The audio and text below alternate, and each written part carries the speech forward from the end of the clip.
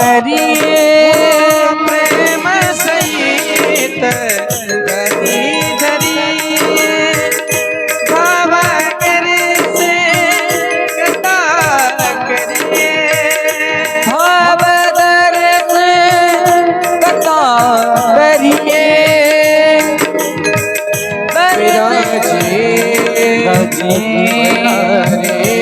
पधारे महाराज आइए महाराज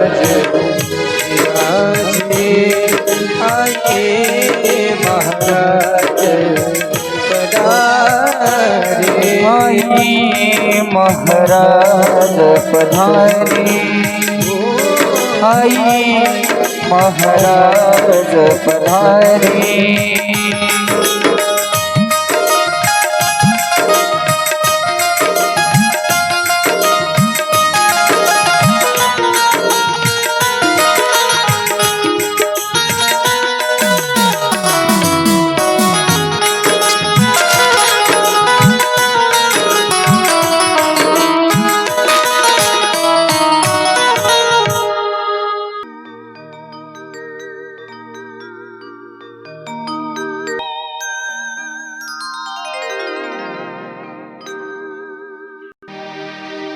अवधूत चिंतन श्री गुरुदेव दत्त दत्तात्रेय भगवान की अत्रि अनसुया माता की जय। श्री दत्त महापुराण की जय।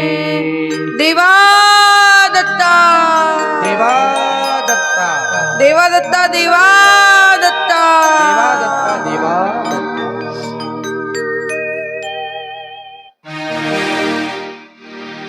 अखंड सच्चिदानंदम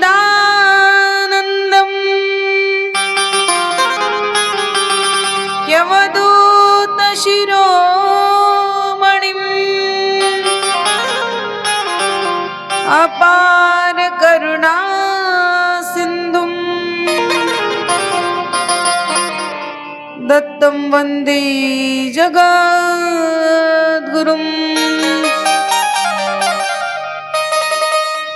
भरतारं सर्वलोकानां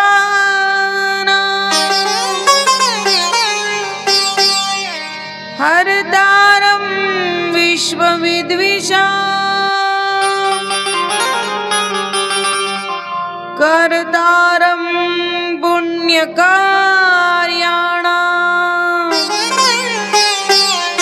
दत्तं वन्दे जगद्गुरुम्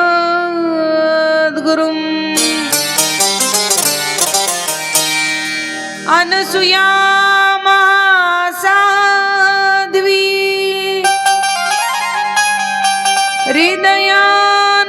हृदयानन्दमर्दनं सद्वृतं सुमणिहृदयं दत्तं वन्दे जगद्गुरुम्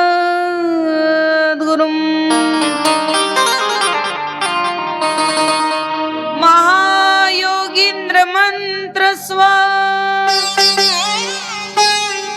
दिव्य तेजो विराजितं भव्यं त्रैलोक्य संभाव्यं दत्तं वन्दे जगद्गुरुम्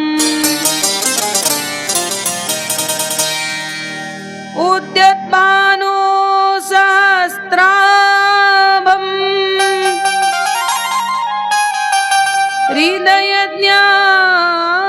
हृदयज्ञानखण्डनम् आनन्दवाद्यं त्रयीवेद्यं दत्तं वन्दे जगद्गुरुम्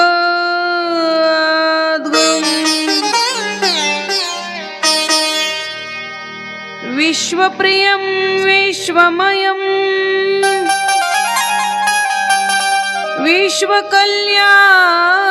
विश्वकल्याणकारिणं विश्वेशं विश्वविख्यानं दत्तं वन्दे जगद्गुरुम् त्रिमुखं त्रिगुणातीतं त्रिमूर्ति त्रिदशार्चितं त्रिलोकराध्य चारित्रं दत्तं वन्दे जगद्गुरुम् अत्रि मौनीन्द्र निस्तद्र नित्य सत्य तपः फलम् प्रज्ञानं प्रतिभायुक्तं दत्तं वन्दे जगद्गुरुम् दत्तं वन्दे जगद्गुरुम् दत्तं वन्दे जगद्गुरुम्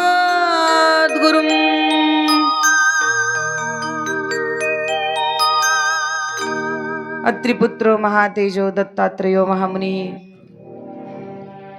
यस्य स्मरणमात्रेण जन्म संसार बंधनात. अतिशय सुंदर पवित्र पावन पर्वकाल, या पावन पर्वकाळावरती चालत असलेली श्री दत्त महापुराण कथा ज्ञान यज्ञ सोहळा. कथेचा आजचा हा सप्तम दिवस आरंभ होत आहे आणि सप्तम दिवसाची ही कथा या ठिकाणी ईश कृपेने, भगवंताच्या कृपेने, आनंद प्रभूच्या कृपेने संपन्न होत आहे.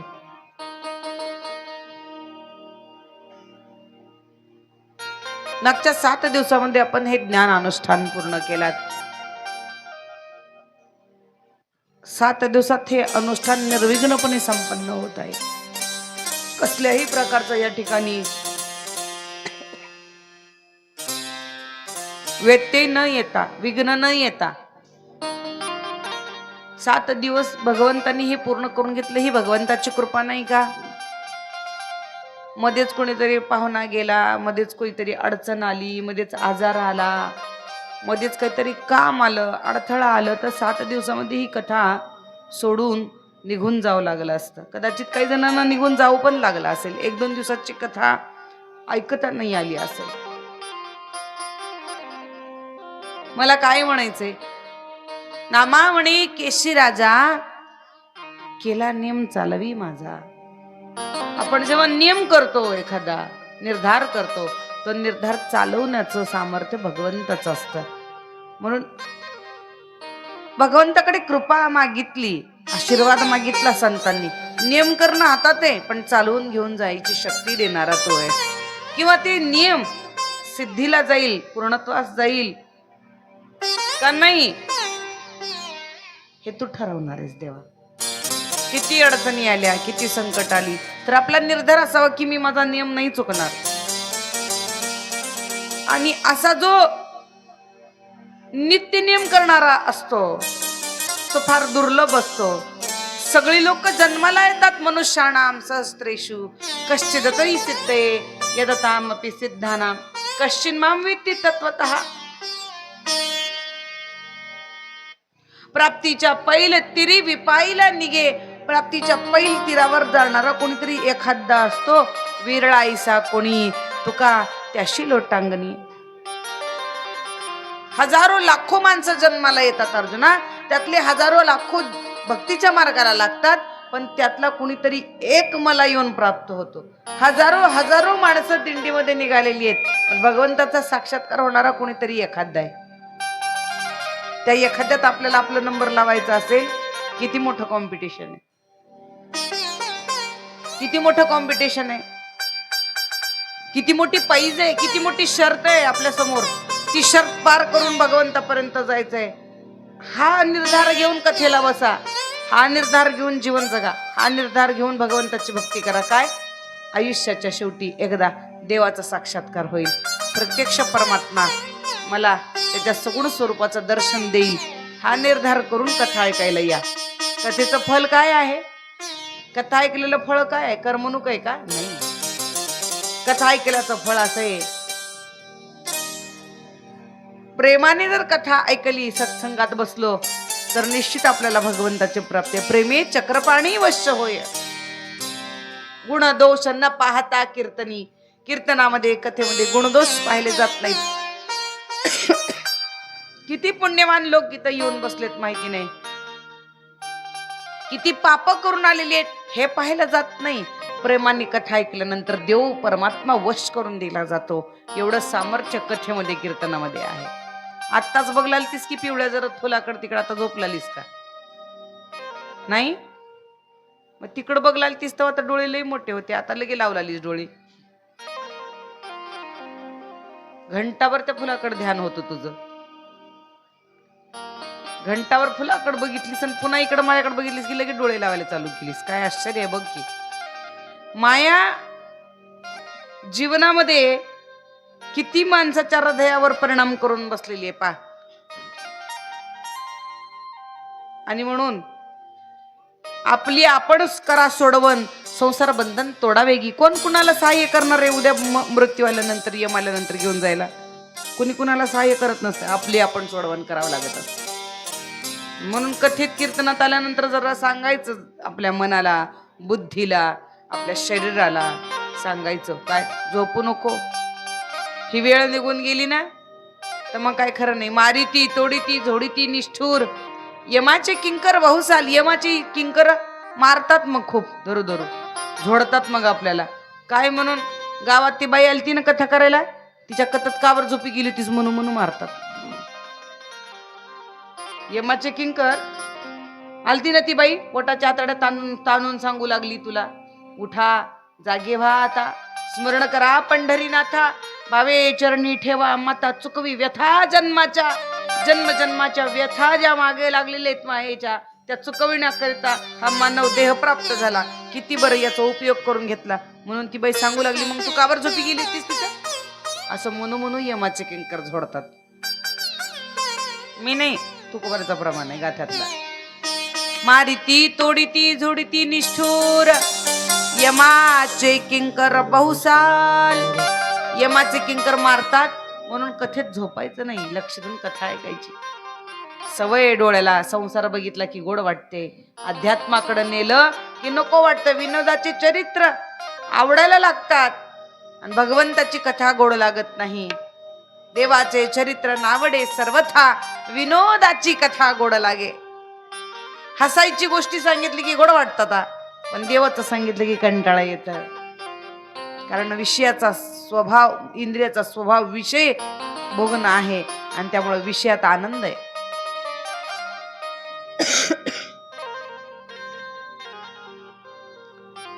काल आपण अलर्काची कथा ऐकली. अलर्काची दत्त महाराजांनी उपदेश केला अलर्क राजाला. अलर्क राजाला दत्त महाराजांनी उपदेश केला. अलर्काची कथा श्रवण केली आपण. काय शिकलात अलर्क राजाच्या कथेतनं?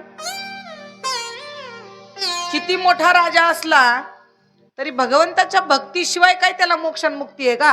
पैसे देऊन विकत मुक्ती आणि मोक्ष घेता येते का?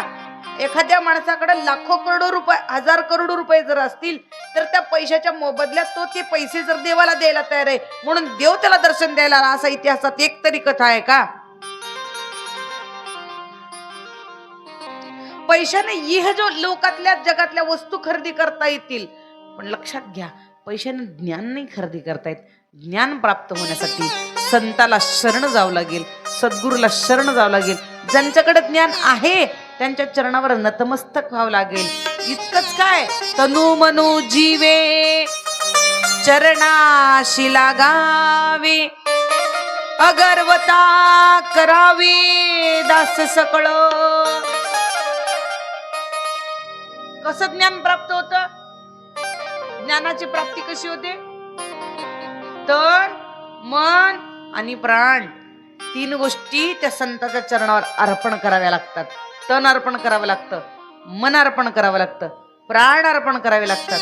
तेव्हा ते संत काय करतात? कृपा करतात.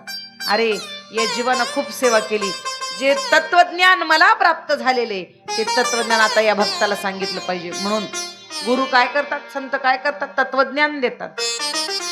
किती विरझन लागतंय बरं? तांब्याभर दूध आहे तापवलेलं, उद्या दही पाहिजे आपल्याला. वाटीभर विरजन लागतं की नाही? वाटीभर विरजन घातल्यानंतर तांब्यावर दही बनत असत. किती लागतं? चमच्यावर. उन्हाळ्यात तर नुसतं असं बोट बुडवून टाकलं तरी ते विरजन बसत. कृपा किती असते, किती असते कृपा. एक क्षण गुरु संत दृष्टीनं कृपेनं जर असं पाहिल्यानं नुसतं जरी या जीवाचं कल्याण झालं पाहिजे तरी सुद्धा ती कृपा, ती दृष्टी काम करत असते. आपल्या गुरुला वाटावं, कधीतरी आपल्या गुरुला असं वाटलं पाहिजे की तो माझा शिष्य आहे ना देवा, लई मेहनत करतो, लई कष्ट करतो, लई काम करतो, लई सेवा करतो, त्याचं कल्याण कर, असं गुरुला वाटलं पाहिजे. याला म्हणतात अंतःकरण कृपा. गुरुच्या उग लई पुढं पुढं पुढं पुढं करायचं. गुरु गेलं मस्त पाय पसरून बसायचं. गुरु आला पुढे, गुरुच्या पुढं पुढं करायचं. काय खाता महाराज, काय देऊ महाराज, काय करू महाराज तुम्हाला. पाय खाली ठेवले तर माती लागते म्हणल्यासारखं करायचं. आणि गुरु गेलं की पुन्हा त्या गुरुचं काही सारायचं नाही. सगळ्या येड्या भोळ्यावर वजन टाकून द्यायचं, आपण मस्त पाय पसरून बसायचे. परमात्मा पाहतो बरं का या सगळ्या गोष्टी. कोण किती चालाक आहे, कोण किती पोटात काय आहे, ओठात काय आहे, देवाला लई कळते. आणि म्हणून नाही ना तुकोबरे त्याचा चतुरपणा ओळखल्या कारणानं त्या देवाला म्हणतात चतुरा तू शिरोमणी, गुण लावण्याची खाणी, मुकुट सकळा मणी, धन्य तूची विठोबा. प्रभू तू धन्य आहेस, चतुराचा चतुर शिरोमणी आहेस. पण माणसं त्या देवाबरोबर गेम करायला पाहतात, देव त्यांचाच गेम करून टाकतो. नाही परमात्मा सोडत कोणाला. सगळ्या चालले का पवित्र हृदयानं राहायला शिका, पुढं पुढं करू नका. जे आहे ते आहे, भाव शुद्ध. गुरुच्या पुढं पुढं करायचं आणि पाठीमागे मग काही करायचं नाही. असं केलं ना परमात्मा लिहून ठेवतो. परमात्मा लिहून ठेवतो की काय करायला लागले, तुमच्या पोटात काय चालू आहे. भाव शुद्ध भाव पाहिजे. ज्याचा भाव शुद्ध असतो ना देव त्याच्यावर फार लवकर प्रसन्न होतो. त्याला कष्ट होतात शुद्ध भाव असणाऱ्याला, त्याला सगळ्यापेक्षा जास्त काम करावं लागतं, पण सगळ्यापेक्षा लवकर कल्याणही देव त्याच करत असतो. लक्षात ठेवा ना. आपण संत सेवेला अंग चोरलं ना की परमात्मा काय करत असतो, लिहून ठेवत असतो. बदमाश आहे म्हणतो, हा बदमाश, त्याला दाखवतो म्हणतो. बरोबर देवही त्याला कट मारत असतो. सगळ्याची कामं लवकर लवकर होतात पण त्याची होत नाहीत. मग रडत बसतो, माझं काय चुकलं, माझं काय चुकलं म्हणत बसतो. मग दुसऱ्या कोणा तरी महाराजाकडे जा, मग बघायला जा. माझं कामच होईना झाले हो, कशात यशच ना झाले मला. बक्कळ काम करून बघितलं, सगळे काम पालत पडलेले बघा.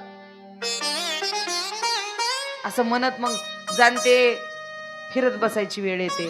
ती येऊ नये. पवित्र भाव असावा, शुद्ध अंतःकरण असावं. आणि म्हणून गुरुच्या कृपेनं परमतत्वाची प्राप्ती होते. याकरिता सद्गुरूच्या चरणावरती आपण नतमस्तक व्हावं. तनु मनु जीवे चरणासी लागावे, अगर्वता करावे. काय काही लोक तनानं मनानं जीवानं गुरुची सेवा करतात पण गर्व फार असतो. मी करतो माझ्या गुरुचं. माझ्या गुरुनं माझ्याशिवाय दुसऱ्या कोणाचंच काय ऐकलं नाही पाहिजे.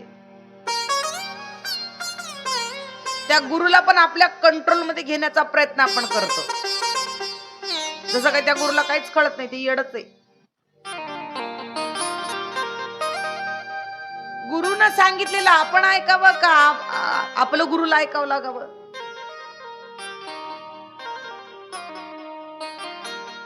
गावात जर गुरु आले आणि त्यांचे 10-15 जर शिष्य असतील तर त्यातला जो मेन असतो तो ठरवतो की कोणाच्या घरी कुठं जायचं. ते त्याच्या घरी गेलं तर बरं आहे महाराज, ना तर काही खरं नाही त्या गुरुचं. हे जे छोटे छोटे अहंकाराच्या गोष्टी आहेत ना, अवकृपेला कारण ठरत असतात. लक्षात ठेवा. म्हणून सहज भाव असला पाहिजे सद्गुरूच्या चरणावर.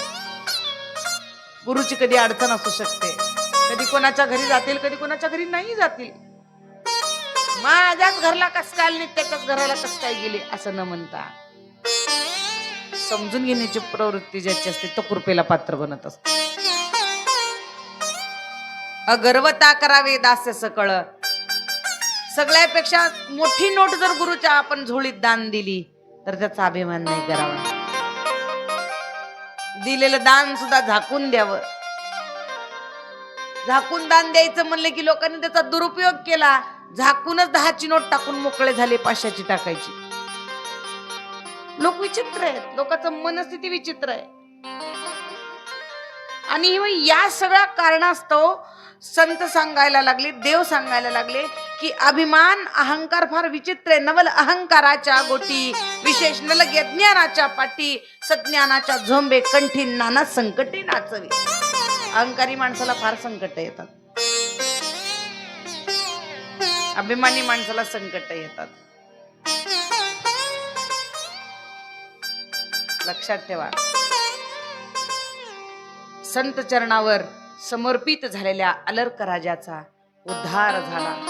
दत्तात्रय प्रभूंनी ज्ञानाची प्राप्ती करून दिली. मी सांगत होते किती कोटी संपत्ती, सप्तद्वीप पृथ्वीचा राजा होता, त्यातला काही रुपया नाही लागला. सेवेनं दत्त महाराजांना प्रसन्न केलं आणि दत्त महाराज ज्ञान सांगायला लागले.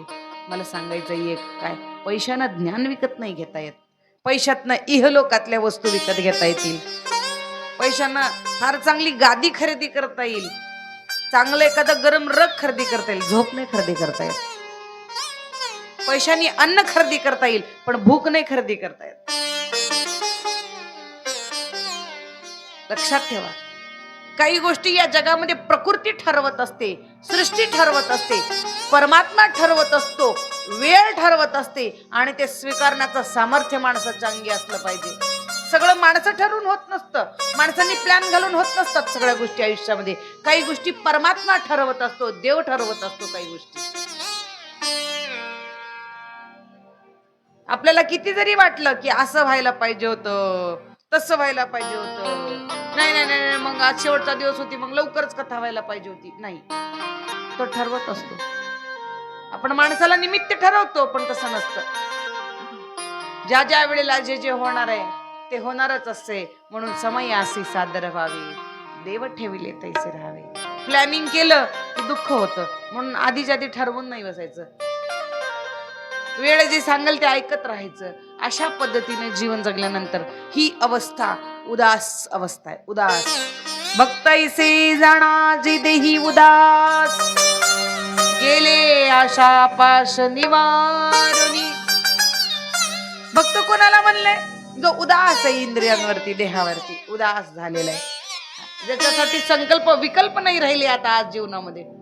तो काही ठरवत नाही आणि ठरवलं तर तसं नाही झालं, त्याच्या विपरीत झालं तर त्याचाही त्याला दुःख नाही. मग अशी तर लई बायका सगळ्या जागी होत्या, ते पण त्या पायऱ्यावर बसलेली पांढरं स्कार्फ झोपली. पण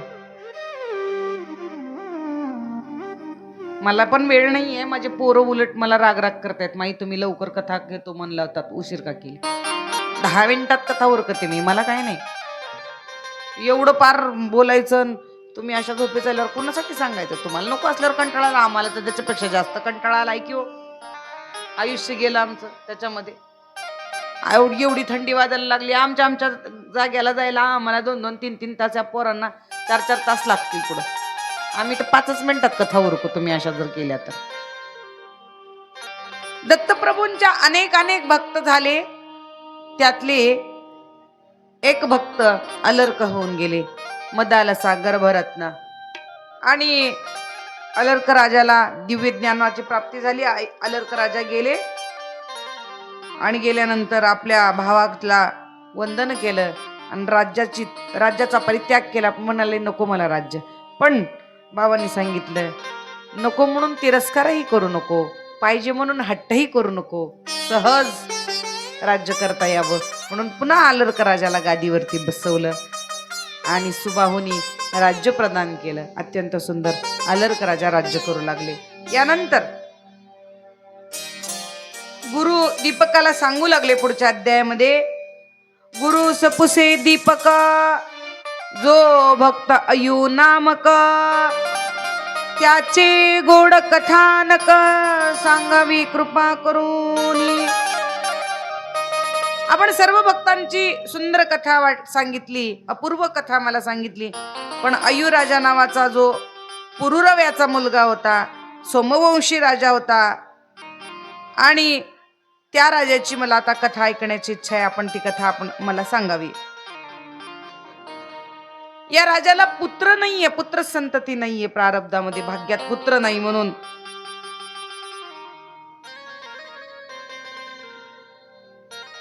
त्याच्या गुरुनी त्याला सांगितलं की बाबा तुला मुलगा नाहीये आयुराजा, तू एक काम कर, दत्त मालकाकडे जा. सह्याद्री पर्वतावरती अत्री नंदन राहतात, अत्री पुत्र दत्तात्रय प्रभू राहतात, आणि त्या भगवंताची जाऊन तू काय कर, साधना कर, जाऊन त्यांच्या जवळ वंदन कर असं सांगितलं. आणि मग दत्त महाराजांच्या भेटीसाठी आयुराजा तिथं आले. भगवंताने अनेक अनेक दिव्य परीक्षा पाहिला, आपली शक्ती प्रगट केली. सगळ्यांच्या समोर दत्त महाराज विचित्र रूप धारण करतात सगळ्या भक्तांच्या समोर, पण कोण्याही भक्ताला विचित्र रूप दाखवल्याशिवाय, परीक्षा घेतल्याशिवाय जवळ करत नाहीत. तावून सुलाखून भक्त जवळ घेतात. आयुराजांनी भगवंताला वंदन केलं आणि म्हणले, प्रभू आपण किती जरी लीला केल्या तर त्याचा काही माझ्यावर विपरीत परिणाम होणारच नाही आहे. परमात्मा प्रसन्न झाले, काय पाहिजे सांग म्हणाले. तेव्हा त्यांनी सांगितलं, मला कुलदीपक नाही आहे, माझा वंश वाढावा म्हणून मला एक पुत्र हवा, अशी माझी इच्छा आहे, ती पूर्ण करा.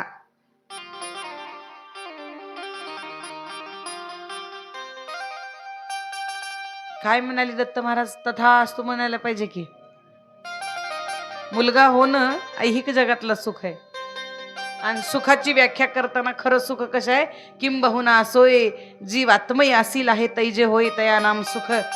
सुख कशाला सांगितलंय शास्त्रामध्ये, आपला आत्मा आपल्याला कळाला, ज्या दिवशी मी आत्मा आहे याची अनुभूती झाली, त्यावेळेला जे आनंद होतं, जे समाधान प्राप्त होतं, जी स्थिती प्राप्त होते, त्या स्थितीला सुखाची कल्पना उपाधी दिलेली आहे, नाव दिलेलं आहे.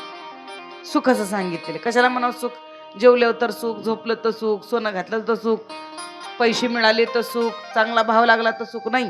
हे सगळं क्षणिक आहे म्हणतात. कायमचं सुख जर पाहिजे असेल तर आत्मस्वरूपाचं ज्ञान व्हावं, मी आत्मा आहे या गोष्टीची जाणीव व्हावी. साधनेला बसल्यानंतर आपल्या आत्म्याला आपण पाहावं, आणि हे झाल्यानंतर जे सुख आहे ते सगळ्यात मोठं सुख आहे असं सांगितलंय. मग दत्त महाराज काय म्हणाले, तुला मुलगा पाहिजे का? दत्त प्रभू काय म्हणतात बघा, ऐका. हा स्वप्न समान संसार, पुत्रादी सुख हे नश्वर, तरी तू पुत्रार्थी होऊन वर मागशी माया मोहिते. मायेनं मोहित झालेला आहेस तू. पोरग व्हावं, मुलगा व्हावा म्हणून माझ्याकडे आलास, पण तुला सांगतो मुलगा जरी झाला तरी दुःखाच कारण आहे. आता हे एवढं मोठं अनमोल ज्ञान आहे, एवढं मोठं अनमोल ज्ञान कळायला पाहिजे. पण काय की माणूस ज्या वेळेला संसारामध्ये असतो ना, तेव्हा देवाला काय म्हणतो, नाही देवा थांब, मला 12 वर्ष अजून. सगळे राजे, आलरकाला बघा तुम्ही, यदूला बघा, उरूला बघा, किंवा अजून दत्त महाराजांचे जेवढे भक्त झाले, 12 वर्ष. सहस्त्रार्जुन राजा मला अजून 12 वर्ष काय करू दे. नवनाथाच्या कथेत पण असं आहे. गोपीचंद राजा म्हणतो, मला अजून 12 वर्ष हे सगळं बघू दे, ऐश्वर्य, मग मी तुमच्या जवळ येईल. संसाराची आसक्ती किती बी वर्ष, किती जरी मरून मातीत जरी चाललो आपण, तरी आपल्याला ते संसार काय नको वाटणार आहे का? वाटणारच नाही. तिची आसक्ती आपल्या मागे लागणारच आहे. नाही, अजून थोडे दिवस राहावंच, अजून नातवाचं लग्न बघावंच. एवढ्या लवकर मरण येऊन माय मला माझ्या नातवाचं लग्न बघावं, मी पंतवाचं लग्न बघावं, आणि त्याला बी लेकरू झालं तर ती बी बघावंच वाटते आपल्याला. संसाराची हाव संपत नाही, आणि म्हणून वाया हाव भरी होऊ नका, दुःख बांधवडी आहे हा संसार, सुखाचा विचार नाही कोठे. समजावून सांगायचा प्रयत्न केला, आणि मुक्तीच्या ठिकाणी येऊन पण पुत्र मागत आहेस. तुला आणखीन पूर्ण ज्ञान झालेलं नाहीये आयुराजा. तुझं मन हे मागत आहे, जे मागत आहे ते मायेनं आवरण घातल्या कारणाने मागत आहे तुझं मन. म्हणून तरी पण तुझी जर तसं असेल तर दत्त स्वामी सांगतात, तुझी जर तशी इच्छा असेल तर तथा असतो. इथं आल्यानंतर मुक्ती मोक्ष पण मिळू शकते, पण मुक्ती मोक्ष न मागता तू पुत्र सुख मागतोयस तर ठीक आहे, तथा असतो, तुझी इच्छा पूर्ण होईल. जा, तुला एक फळ देईल, ते फळ तुझ्या पत्नीला खाऊ घाल आणि तुला मूल होईल असं सांगितलं. आयुराजानं ते फळ घेतलं, घरी आला आणि आपल्या राणीला ते फळ खाऊ घातलं.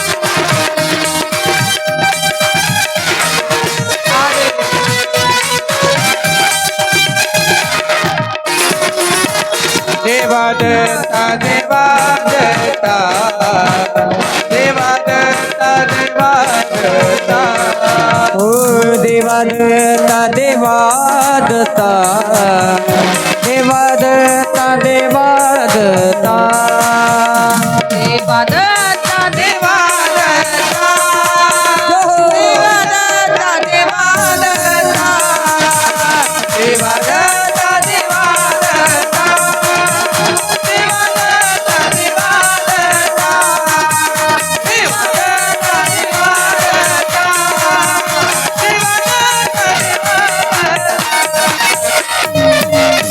अवधूत चिंतन श्री गुरुदेव दत्तात्रय भगवान की की अनसुया माता की दत्त महापुराण पुराण की देवा दत्ता देवा दत्ता देवा दत्ता देवा दत्ता देवा दत्ता देवा दत्ता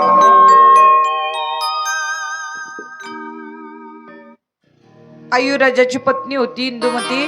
तिच्या स्वप्नामध्ये परमात्मा गेले, दिव्य साक्षात्कार दिला, पुत्र जन्माला आला. पण तो पुत्र होंडासुराचा काळ म्हणून जन्माला आला कारणाने होंडासुराच्या मुलीने त्याला तिथून चोरून नेलं आणि आपल्या बल्लवाच्या हाती दिलं. याला काप या राजाच्या पोराला आणि माझ्या बाबाला स्वयंपाक करून दे. ती तो जो बल्ल होता स्वयंपाक करणारा त्याच्या पत्नीनं पाहिलं, इतकं सुंदर तेजस्वी बाळ. तिला त्याला कापावं वाटीना, त्याला शिजवावं वाटना, काय करावं. ती आपल्या स्वयंपाकी बल्लवाला म्हणते, ती म्हणते एवढं सुंदर बाळा कसं बरं कापायचं. एक काम कर, मागच्या दारातून जंगलात नेऊन ठेवून ये ह्या बाळाला आणि येता येता एक हरण धरून घेऊन ये. मग ते हरण कापून आपण शिजवून देऊ, राजाला खाईल, होंडासुर राक्षस खाईल आणि मुलगा शिजवला म्हणून सांगू. तो गेला वशिष्ठ मुनीच्या आश्रमामध्ये, त्या बाळाला ठेवलं. येताना एक हरण घेऊन आले, ते हरण शिजवून हुंडासुराला दिलं. राणी सकाळी उठून पाहते तर आपलं बाळ जागेवर नाहीये. इकडं पहा तिकडं पहा, बाळाला पाहायला लागली पण कुठंच बाळ नाहीये. फार दुःख झालं. कुणीतरी माझं बाळ चोरलं, माझं बाळ कुणी घेऊन गेलं, काय केलं असेल म्हणून रडू लागली. आयुराजालाही खूप दुःख झालं, खूप दुःख झालं. जन्माला आलेली सगळी लेकरं मुलं एका दिवशी मरतात, हे परम सत्य आहे. बरं, लोक रडताना एखाद्याच्या घरात तरुण जर कुणी गेलं ना तर लोक रडतात, दुःख करतात, व्यक्त करतात. त्यांना जर सांगितलं की मृत्यू परम सत्य, मृत्यू कोणाला चुकत नाही, जातासही ध्रुव मृत्यू ध्रुवम जन्म मृतस्सचा तस्मात् परिहारी अर्थेन त्वं शोचितुं मरसि. जन्मलं ते मरतं, मेलं ते पुन्हा जन्माला येत असतं, हे घटिका यंत्र तैसे परिभ्रमेगा म्हणलं लोकांना. तर नाही हो, होऊन जाऊन सगळ्या गोष्टीनं बघून गेलं तर बरं वाटतंय. तरुण वयात आमचं लेकरू गेलं, काही बघितलं नाही असं आपण म्हणून रडतो. सगळी माया आहे. जे मेलंय ना ते पुन्हा जन्माला येत असते, पण ते आपल्याला त्याचा संपर्क नसल्यामुळं आपल्याला वाटतं आता आपल्या हातचं गेलं काही की. आपण कितीदा तरी मेलो आणि कितीदा तरी जन्मलोय. आपण याच्या पहिल्याच्या जन्मातही आपला संसार होता, याच्या पहिल्याच्या जन्मातही बायको होती, याच्या पहिल्याच्या जन्मातही नवरा होता, याच्या पहिल्याच्या जन्मातही लेकरं होते, मायबाप होते, जात होती, धर्म होतं, सगळं होतं. इथून पुढे पण हजारो जन्म, जशी जशी वासना ठेवू तसं तसं अजून मरणार आहेत, अजून जन्मणार आहेत, अजून मरणार आहेत, अजून जन्मणार. सगळं आपलं हे आत्तापुरतं चाललेलं असते, सगळं भ्रमित, सगळं मायेपोटी. हे आताचं भ्रम आहे सगळं. ही माझी आई, ही माझी बायको, ही माझी जात, हे माझा धर्म, हे आत्तापुरतं आहे सगळं. आत्म्याचा जर विचार केला तर आत्मा अनादी आहे, अनादी. ब्रह्मांड निर्माण झालं तेव्हापासूनच आहे. मग सगळं झाल्यावर मेलं तर मग दुःख होत नाही का?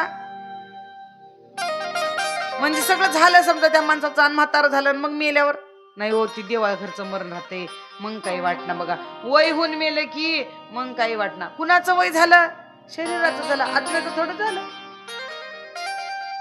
म्हणून आहा ये कटकटा वो खटे मृत्यू लोकीचे उपराटे येत जरी अर्जुना अवजटे जन्मलासी तू जड झडून वहिला निघिया भक्तेची वाटे लाग जे पावश्य व्यंग निषधाम माझे. इथं उपराट आहे म्हणले, सगळं काही खरं नाही अर्जुना. तू काही इथल्या लोकातल्या नियमात बांधून पडू नको म्हणले. फार सुंदर सांगतात कृष्ण परमात्मा. तरुण वयातला कोणी गेला की दुःख होतं. रडायला लागला आयुराजा, त्याची पत्नी इंदुमती रडायला लागली, दुःख करायला लागले. फार दुःख करतात. आता नारदजी आणि मैत्रेयी ऋषी त्याच्या घरी आले. त्यांना बघून लय रडू लागला राजा. महाराजाला बघून रडू लागला नारदजीला. आणि नारदाला बघून रडू लागला. म्हणले बघा कसं झालं, माझा मुलगा मेला, असं झालं तसं झालं. कसं असतं माहितीये का, ज्या वेळेला माणसाला काही पाहिजे असते तेव्हा माणूस स्वार्थापोटी भगवंताला मागतो, पण ती संपणारी वस्तू आहे, जाणारी वस्तू आहे याचा विचार त्याला नसतो. संसारामध्ये प्रत्येक गोष्ट क्षणिक आहे. प्रत्येक गोष्ट क्षणिक आहे. हे मोबाईल इथं आहे, या मोबाईलचा स्टँड आहे, हे किती वर्ष असंच राहणार आहे? एका दिवशी खराब होईल का नाही? हे बॉक्स इथं आणून जे ठेवलेलं आहे खराब होईल की नाही? हे माईक खराब होईल की नाही? किती दिवस असं चांगलं चालणार आहे? ही लाईट फोकस आणलेली एका दिवशी खराब होईल की नाही? हे मंडप एका दिवशी खराब होईल की नाही? ह्या चटया समोर आणलेले आहेत तुमच्या अंतरलेले आहेत, किती लाईफ असू द्या पण 10 वर्षानंतर खराब. ह्या खुर्च्या 10 वर्षानंतर खराब. हे बांधकाम केलेलं 50 वर्षानंतर खराब. प्रत्येक गोष्टीला अंत आहे. या जगामध्ये संपत नाही ती एकच गोष्ट, भगवंताचं नाम. त्रिकाला बाधित सत्य, तिन्ही काळाचा ज्याच्यावर कसलाच परिणाम होत नाही. तिन्ही काळामध्ये वर्तमान भूत भविष्य तिन्ही काळामध्ये नाम जशाच तसं राहतं. आणि म्हणून माऊल्यांनो लक्षात घ्या, काय नाम खरंय, नाम सत्य, म्हणून नामस्मरण करा. बाकी सगळं संपणार, शरीर संपणार आहे, नाव संपणार आहे, रूप संपणार आहे, सगळं संपणार आहे. उपदेश केला नारदजींनी आयुराजाला. दुःख झालं. ते बाळ नेऊन वशिष्ठाच्या घरी ठेवलं. वशिष्ठाने ते बाळ उचलून घेतलं, आपल्या पत्नीकडे अरुंधतीकडे दिलं. त्याचं संगोपन केलं, त्याला लहानाचं मोठं केलं, त्याला विद्या दिली आणि नाव ठेवलं नहुष. नहुष असं नाव ठेवलं त्याचं. नहुष नाव ठेवलं. तो मोठा झाला. मोठा झाल्यानंतर त्यांनी हुंडासुराबरोबर युद्ध केलं आणि हुंडासुराबरोबर युद्ध करून तो आपल्या वडिलांकडे गेला. वडिलांकडे गेल्यानंतर वशिष्ठ ऋषींनी त्याची भेट घालून दिली. कथा फार सुंदर आहे पण वेळ कमी असल्या कारणाने ओघात सांगत आहे. आणि तिथे नहुषचं लग्न झालं. अत्यंत सुंदर विवाह सोहळा झाला. आयुराजा दत्त महाराजांच्या जवळ जाऊन आपली उर्वरित भक्ती त्यांच्या चरणावरती समर्पित करतो. मला प्रत्येक भागवत ऐका तुम्ही, किंवा रामकथा ऐका, किंवा तुम्ही अजून कुठली कथा, तुम्ही जर ह्याची कथा ऐकली, शिवमापुराण कथा ऐकली, कोणती कथा ऐका, प्रत्येक कथेमध्ये आयुष्याच्या अर्ध वय झालं, 50 संपली की सगळेच त्या कथेमध्ये देवदेव करायला लागले. हे प्रकर्षानं सांगण्यात आलेले वानप्रस्थ आश्रम. हे वारंवार सांगण्याचं कारण काय आहे? नहुष राजाचे वडील आयुराजा भगवान दत्त प्रभूच्या चरणावर समर्पित झाले. उर्वरित आयुष्य त्यांनी भगवंताला अर्पण केलं. मला काय सांगायचंय की संसार आहे नाही याच्यातलं बघ नाही, पण मरेपर्यंत नाही न्यावं वडत वडत त्याला. त्या संसारात लाता मिळायला लागल्या, सगळेजण लाता घालतात तरी ते संसार सुटत नाही. एवढं संसारात नाही अडकून राहायचं. थोडस जरासं मोकळं त्या संसारातनं बाजूला, त्या संसाराच्या विचारातनं बाजूला, आपण थोडस बाजूला निघायचं. वेळ काढायचा संसारात राहून. एक तास वेळ काढायचा पहाऱ्यासाठी, 1 तास वेळ काढायचा जप करायला, माळा करायला, बसून माळा करायच्या, देवाचं नामसंकीर्तन करायचं. आपल्या संसारात किती तुम्ही दिवस आणि रात्र जरी काम केले तर काम संपणार नाही. संसाराची गार एवढी दांडगी आहे. तुमच्यासारखे आमच्यासारखे लाखो करोडो माणसं जन्माला आली आणि त्या गाडीत गेली तरी संसार काही कोणाचा पूर्ण झाला नाही. झाला का? आजा मेला पंजा मेला बाप मसना गेला, देखत देखत नातू पण तोही तैसा झाला. आपला आजा मेला, आपला बाप मेला, आपण मरणार, आपलं पोरग मरणार, आपला नातू मरणार, त्याचा पोरगा मरणार, कोण राहायला आले. पण संसार कधी पूर्ण झालाय का? झालाय का पूर्ण संसार? कधीच कोणाचा संसार पूर्ण झाले. म्हणून संसाराची गार भरायला जायची नाही, ती कधीच भरत नसते. संसाराची गार खूप मोठी आहे मौलांनी. संसारी असावे हसुनी नसावे, संसारी असावे हसुनी नसावे, हसुनी नसावे, संसारी असावे हसुनी संसारी असावे हसुनी नसावे, संसारी असावे असूनी नसावे संसारी असावे असूनी नसावे संसारी असावे असूनी नसावे जन करावे वेळो वेळा भजन करावे वेळो वेळा भजन करावे वेळ वेळा संसारी असावे असूनी नसावे संसारी असावे असूनी नसावे भजन करावे वेळो वेळा भजन करावे वेळो वेळा भजन भजन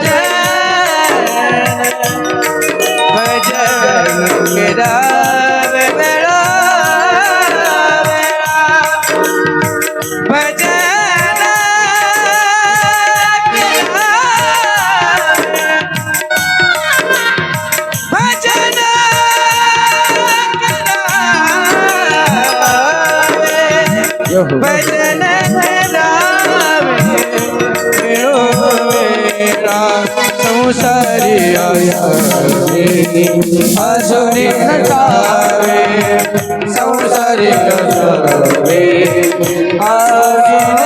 नसावे संसारी असावे असूनी नसावे संसारी असावे असोनी नसावे भजन करावे वेळोवेळा. लोक म्हणले महाराज आम्हाला आहे ना लय अवघड जाते म्हणले देव देव करायला. कठीण मार्ग आम्हाला असं कळत नाही कसं देव प्राप्त करावा.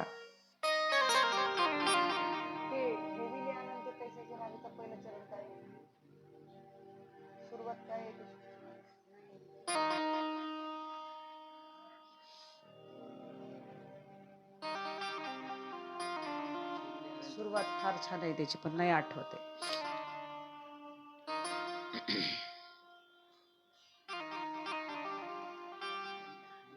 भोगणे तेथे संचिताचे तुका म्हणे घालो तयावरी भार वाहो हा संसार देवा पायी.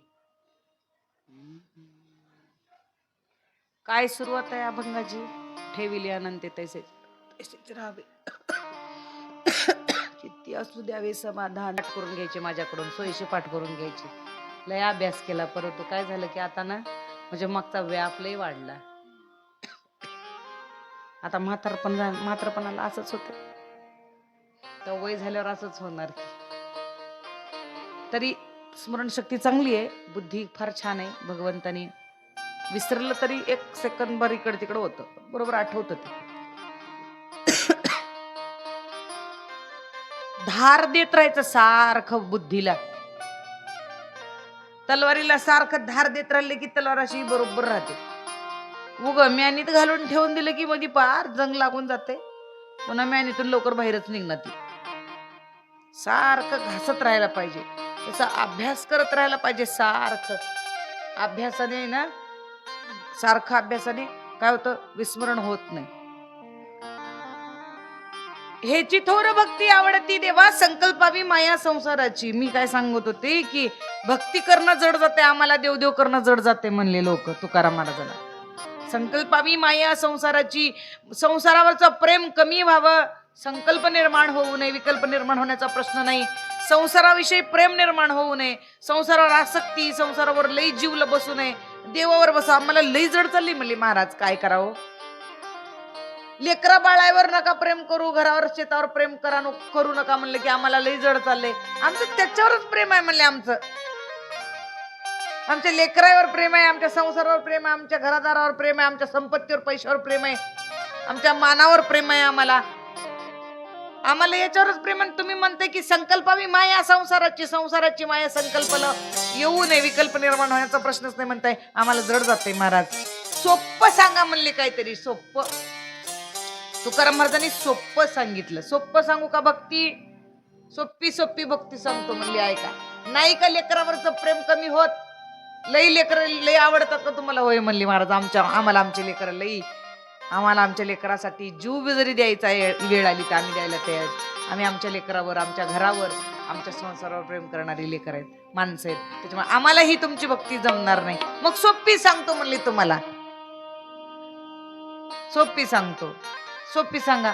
ठेविले अनंते तैसेच राहावे, चित्ते असू द्यावे समाधान.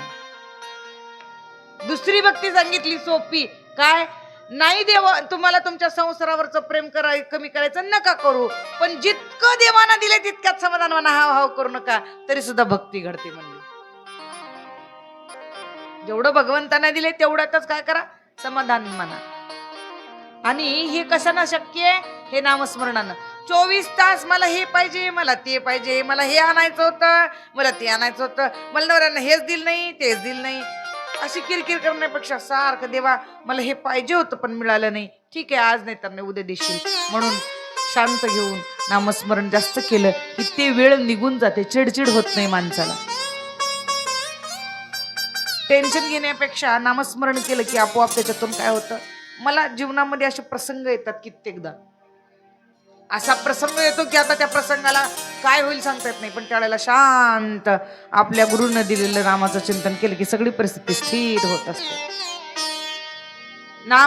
नामाची ताकद, नामाची शक्ती.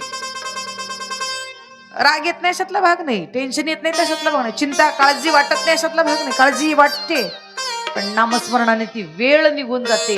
नामाच्या चिंतने निरसेल संकट, नामाच्या चिंतने निरसेल संकट.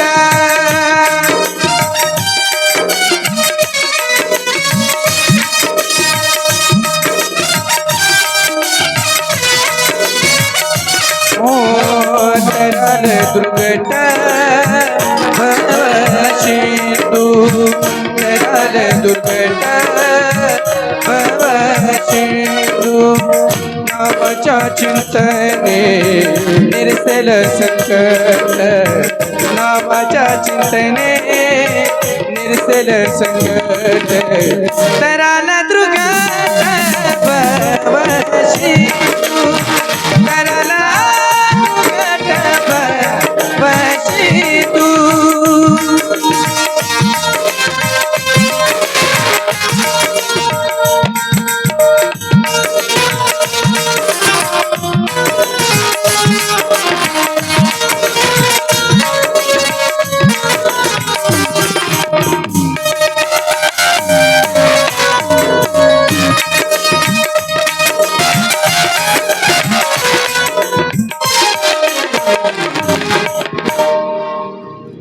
नामस्मरणाने सगळी संकट संपून जातात आणि म्हणून ती वेळ निघून जाते. आणि एकदा वेळ निघून गेली की पुन्हा सुख, पुन्हा दुःख, पुन्हा सुख, पुन्हा सुख, दुःख होत राहतं, जीवनामध्ये चालत राहतं. वेळ मारून नेता आली पाहिजे.